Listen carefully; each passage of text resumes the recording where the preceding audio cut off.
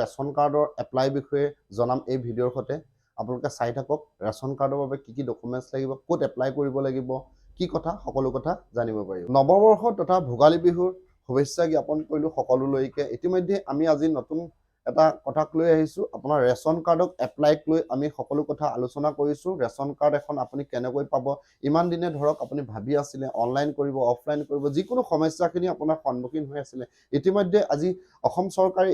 ঘোষণা কৰি দিছে যে 25 তাৰিখৰ ভিতৰত আপুনি সেই ৰেচন কাৰ্ড আপুনি নতুনকৈ এপ্লাই কৰিব লাগিব আৰু তেতিয়া আপুনি খুব সোনকালে সেই যি ওৱান নেশ্যন ওৱান ৰেচনৰ ভিতৰত আপুনি পৰি যাব ৰেচন কাৰ্ড এখন থাকিলে আপুনি হয়তো জানে বিভিন্ন ধৰণৰ সুবিধা পাব তাৰ পৰা আপুনি আয়ুষ্মান কাৰ্ড বনাব পাৰে তেনেকুৱা বিভিন্ন ধৰণৰ সমস্যা আৰু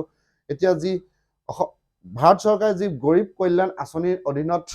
5 কেজিকে যি চাউল প্ৰদান কৰি আহিছে বিনামূল্যে সেইখিনিও আপুনি পাব ৰেচন কাৰ্ডক লৈ কোনোবা এডমিশ্যন হলেও আপোনাৰ ৰেচন কাৰ্ড এখন লাগে তেনেকে APL আৰু BPL ৰ ৰেচন কাৰ্ডক যি অনলাইন আপোনাৰ অনলাইন নহয় অফলাইনে হ'ব আপুনি গাঁও পঞ্চায়তৰ লগত যোগাযোগ কৰিব লাগিব ইতিমধ্যে আপুনি গাঁও পঞ্চায়তত ফৰ্ম আহিছে বা গাঁও পঞ্চায়তৰ সচিব বা গাঁও পঞ্চায়তৰ যি মেম্বাৰ হয় তেখেতসকলৰ লগত ইতিমধ্যে আপুনি যোগাযোগ কৰক 25 তাৰিখৰ আগতে সেইখিনি আপুনি ফিলআপ কৰি জমা কৰক অন্যথা আপোনাৰ নহলে নতুনকৈ ৰেচন কাৰ্ড আৰু বহুত দিনলৈ গুচি যাব আৰু আপুনি এপ্লাই কৰিব নোৱাৰিব কোনে কোনে ৰেচন কাৰ্ড পাব সেইটো কথা আপুনি জানিব লাগিব ৰেচন কাৰ্ড পাব আপোনাৰ যিসকলৰ 2 লাখ টকাতকৈ কম ইনকম হয় তেখেতসকলে পাব আৰু দ্বিতীয়তে যিসকলৰ ঘৰত চৰকাৰী চাকৰি নাই তেখেতসকলে সেই ৰেচন কাৰ্ড পাবলৈ সক্ষম হ'ব আৰু আপোনাৰ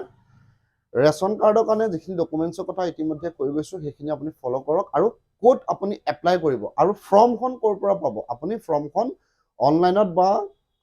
যিকোনো জেৰক্সৰ দোকানত গৈও আপুনি চি ফৰ্ম বুলি ক'ব এই ৰেচন কাৰ্ডৰ নিউ ফৰ্মখন লৈ আপুনি ফিলআপ কৰিব আমি ফিলআপ কৰা ভিডিঅ' আপোনালোকক দেখাই দিম যদি নোৱাৰে তেন্তে আমাৰ লগত ভিডিঅ' চাই থাকিব আমাৰ ভিডিঅ' সৈতে আপোনালোক সকলো জানিব পাৰিব 2023 চনৰ অৰ্থাৎ এই জানুৱাৰী মাহৰ 25 তাৰিখৰ ভিতৰত আপুনি ৰেচন কাৰ্ড নতুনকৈ এপ্লাই কৰিব পাৰিব তেতিয়াহে আপুনি সেই নতুন ৰেচন কাৰ্ডখন পাবলৈ সক্ষম হ'ব ৰেচন কাৰ্ড পাবলৈ হলে আপোনাৰ কিছুমান ডকুমেণ্টৰ প্ৰয়োজন হ'ব যেনে আপুনি ঘৰখনত আপোনাৰ ধৰক আপুনি নতুনকৈ বিবাহিত হৈছে তেখেতসকলৰ বাবে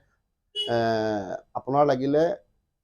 ভোটাৰ কাৰ্ড আধাৰ কাৰ্ড পান কাৰ্ড আৰু আপোনাৰ 2,50,000 টকা তলৰ আপোনাৰ ইনকমৰ হ'ব লাগিব তেতিয়াহে আপুনি সেই ৰেচন কাৰ্ডৰ অধিকাৰী হ'ব পাৰিব যদি আপোনাৰ ঘৰত ল'ৰা বা ছোৱালী আছে তেন্তে তেখেতসকলৰ আপোনাৰ বাৰ্থ চাৰ্টিফিকেট দিব লাগিব আৰু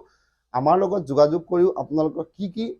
জানিব পাৰিব ডকুমেণ্টছ আমাক কমেণ্ট কৰক কমেণ্টৰ যোগেদি আপোনালোকৰ সকলো ডকুমেণ্টছৰ কথা আপোনাক জনাই দিম শেষত সকলো ভিউৱাৰ্ছলৈ ধন্যবাদ জ্ঞাপন কৰিলো ইমান সময় আমাৰ ভিডিঅ'টো চাই থকাৰ বাবে আগন্তুক দিনত এনেকুৱা ভিডিঅ'খিনি আপোনালোকৰ বাবে প্ৰেৰণ কৰি থাকিম আৰু আমাৰ যদি ভিডিঅ'টো ভাল পায় তেনে আপোনাৰ লগতে আপোনাৰ পৰিয়ালৰ 10 জনলৈ শ্বেয়াৰ কৰিবলৈ নাপাহৰিব